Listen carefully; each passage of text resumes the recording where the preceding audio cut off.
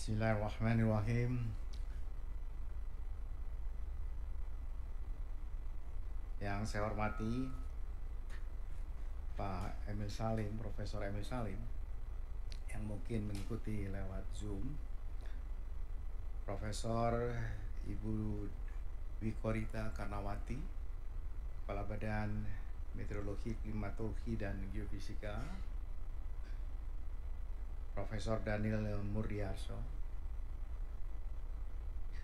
Guru Besar IPB University, dan peneliti utama di Seyfor, Profesor Rokimin.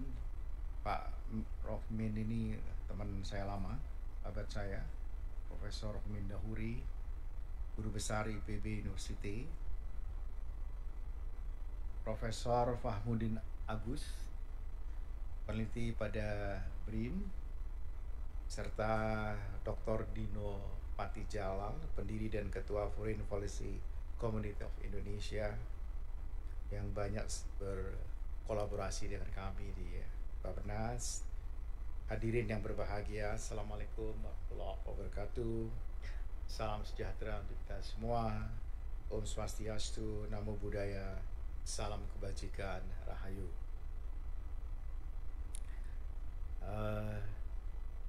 Jakarta hari ini konon dianjurkan untuk 50%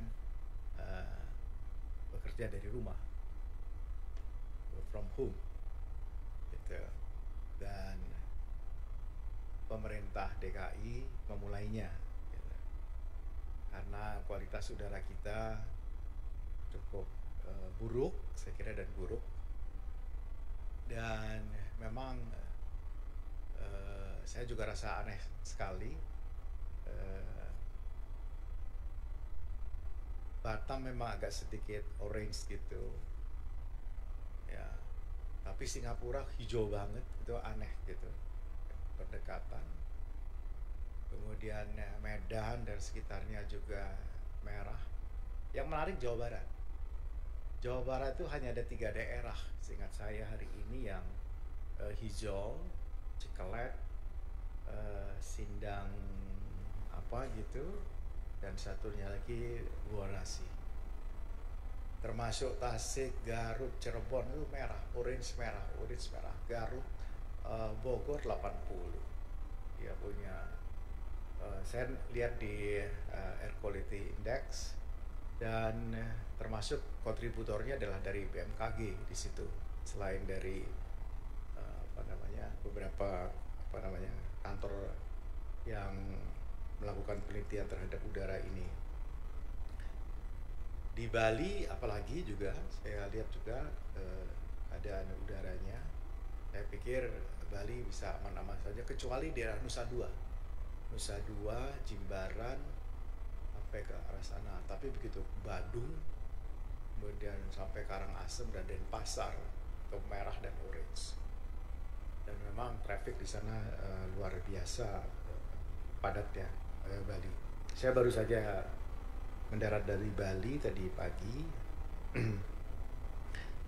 Jadi memang iklim, perubahan cuaca ini something yang menjadi perhatian kita semua, menjadi perhatian para pemimpin dunia, dan termasuk kita di tanah air.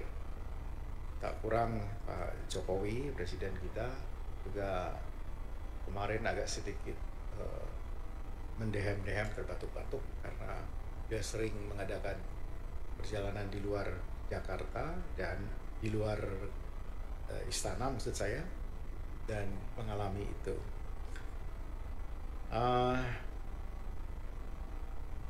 Ini pertanyaan besar sebenarnya buat kita. Bagaimana kita bisa mengatasi ini? Dan seperti kita ketahui bahwa hari ini berdasarkan laporan IPCC, ya, suhu rata-rata di muka bumi ini terus meningkat. suhu permukaan global saat ini sudah mencapai di atas 1,09 derajat Celcius kenaikannya dibandingkan periode 1850 ke 1900, dan diprediksi akan terus meningkat karena produksi dari gas rumah kaca ke atmosfer itu berlanjut berhenti. Dan pada tanggal 16 Agustus 2023 tercatat konsentrasi karbon dioksida global di atmosfer mencapai 419,55 part per million atau naik 6,3% dibandingkan dari tahun 2011. Ini disertai dengan kenaikan muka air laut yang sudah mencapai 3 kali lipat dibandingkan tahun 1900 hingga tahun 1971 akibat mencairnya lapisan es di kutub. Saya juga kemarin mengadakan perjalanan untuk melihat bagaimana sebuah negara di selatan Selandia Baru mengurus danaunya. Saya stranded di kota di mana di tengahnya Danau Wakatipu, kota Queenstown. Kami nggak bisa keluar, pesawat tidak bisa masuk.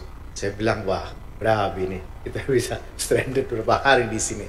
Untung ada pesawat yang bisa membawa kami ke Auckland langsung, kemudian ke Jakarta.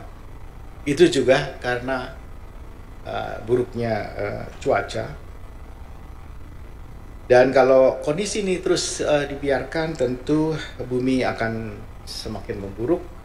Dan saya kira ini seperti diingatkan pada pertemuan habitat tahun 70-an pada waktu itu dengan title Hanya Satu Bumi. Dengan meningkatnya suhu di atas 1,5 derajat Celcius, maka tentu saja seluruh sistem kehidupan akan terganggu. Ketersediaan sumber daya air akan berkurang, potensi kekeringan tentu akan naik, dan dalam situasi seperti itu wabah penyakit dan bencana alam akan mudah untuk hadir.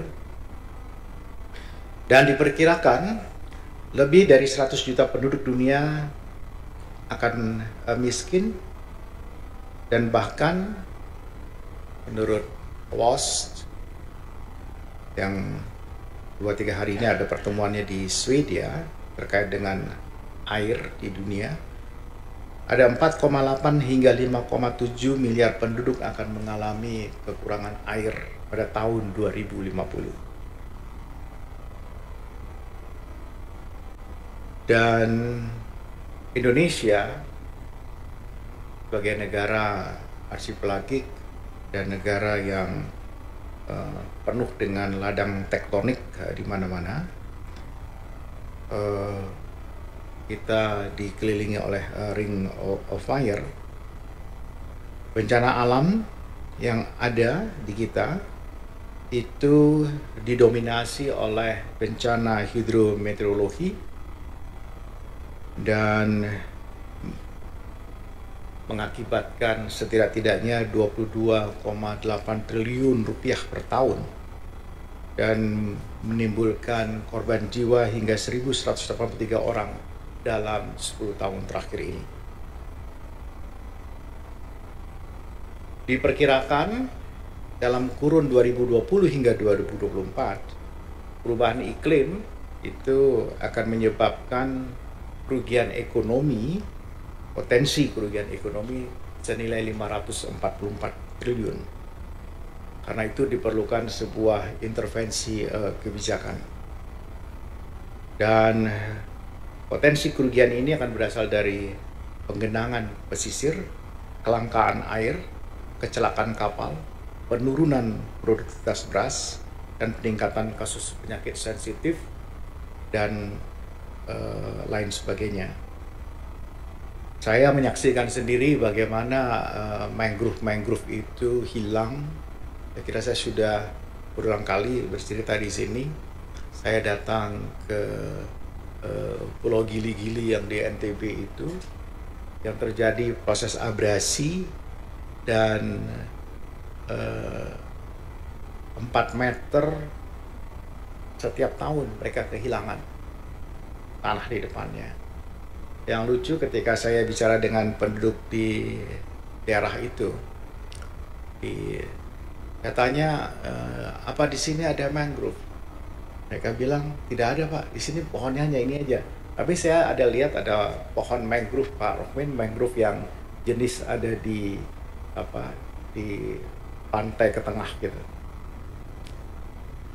Lalu ketika saya sudah mau balik, saya lihat ada sebatang pohon mangrove di tengah laut, agak depan sedikit. Saya bilang, nah itu mangrove. Saya pergi dengan Deputi Sarpras, Pak Ervan waktu itu. Mereka bilang kalau di sini itu namanya seperti Sengkigi, kayak satu kota di NTB, dan dibikin bonsai di sana karena kalau dijual, Prof, itu mahal sekali. Jadi mereka potong-potong untuk di bonsai. Jadi ada distance knowledge bagi masyarakat setempat itu untuk kekayaan ini. Saya juga kemarin melihat di Bali itu bersaing untuk membuat acara-acara, membuat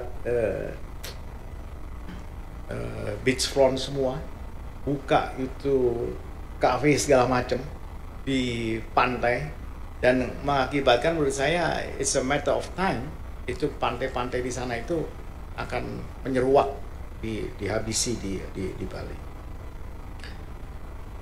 Dan sebagai negara kepulauan tentu perubahan iklim akan sangat signifikan berdampak di pesisir sebagaimana yang kita saksikan, dan kenaikan muka air laut akan berkisar antara 0,8 hingga 1,2 cm per tahun, dan sudah mulai banyak wilayah di Indonesia yang tergenang dan terendam secara permanen. Contohnya Kota Pekalongan. Kota Pekalongan itu di dekat kotanya Pak Rohmin itu kan, tangganya Bapak itu udah luar biasa, dan sekarang sedang diupayakan oleh Kementerian PUPR untuk membuat tanggul di sana yang jebol kemarin, terus kita teruskan lagi. Pesisir kita terpanjang di dunia, termasuk yang terpanjang saya kira 18.000 km, hingga kenaikan permukaan laut ini berpotensi berdampak pada hampir 160 juta masyarakat pesisir.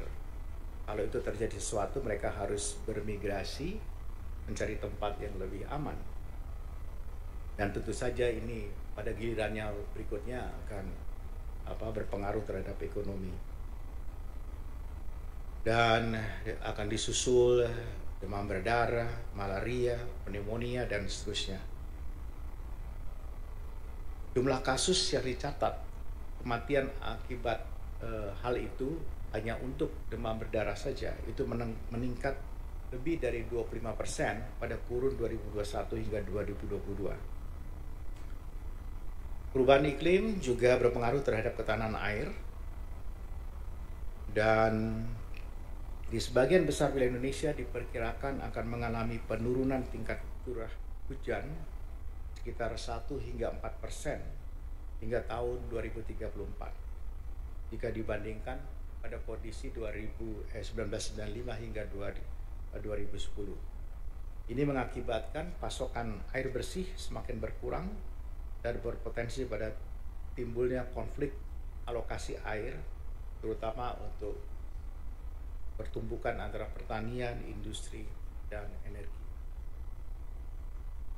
Pada sektor pertanian, dampak perubahan iklim menyebabkan semakin singkatnya periode ulang variasi iklim.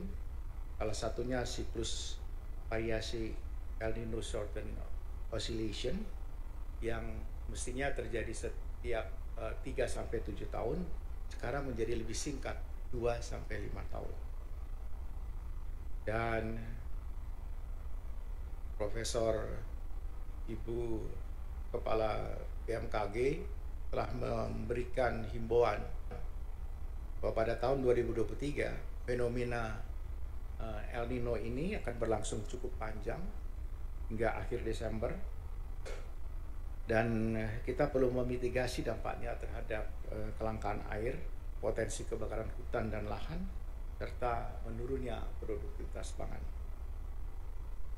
Perubahan iklim juga menyebabkan sulitnya menentukan waktu tanam karena terjadi pergeseran awal dan puncak musim penghujan, di kapan awal dan kapan puncak musim hujan. FAO memproyeksikan potensi penurunan produksi padi di Indonesia akibat El Nino sebesar 1,13 hingga 1,89 juta ton, sehingga akan menurunkan pendapatan petani 9 hingga 25%. Hadirin yang saya hormati, para peserta diskusi, khususnya para panelis, dalam rancangan pembangunan jangka panjang nasional 2025-2045 dengan visi negara Nusantara yang berdaulat, maju dan berkelanjutan di tahun 2045, di mana di dalamnya ada 17 tujuan, 8 agenda, dan 45 indikator pembangunan. Salah satunya itu adalah terkait dengan resiliensi terhadap bencana dan perubahan iklim, dan menjadi salah satu tujuan dalam mewujudkan landasan pembangunan. Membangun ketahanan terhadap ketahanan iklim ini tentu memerlukan berbagai upaya, beragam strategi, termasuk penguatan kemandirian pangan, ketahanan air dan energi, penguatan sektor kelautan dan pesisir, dan juga transformasi kesehatan. Arah kebijakan ini tentu akan menjadi pedoman untuk pembangunan infrastruktur dan kewilayahan, terutama di daerah-daerah yang teridentifikasi rentan pada bencana dan perubahan iklim. Sejalan dengan IPCC, pembangunan berketahanan iklim menitikberatkan pada penguatan ketahanan infrastruktur, teknologi, tata kelola dan pendanaan, serta peningkatan kapasitas dari seluruh lapisan masyarakat. Dan akhirnya, saya ingin menekankan bahwa peningkatan resiliensi terhadap perubahan iklim tentu akan memberi pengaruh yang baik, positif terhadap peningkatan kapasitas kita untuk menyongsong Indonesia Emas 2045. Karena itu kita harus terus memperkuat basis pengetahuan melalui pengembangan kegiatan riset, teknologi, dan inovasi terkait perubahan iklim dan dampaknya terhadap berbagai kebijakan. Saya kira saya akan berhenti di sini. Saya ingin sekali lagi mengucapkan terima kasih kepada panelis dan kepada Pak Dino yang bersedia untuk menjadi moderator. Karena concern kita sama semua tentang iklim. Cuma menurut saya jaraknya cukup jauh, bukan hanya Jakarta dengan daerah, tetapi antara para pemimpin pusat dan pemimpin daerah, dan kemudian dengan masyarakat di bawah. Jadi mereka menganggap itu perubahan iklim itu apa ya, macam apa.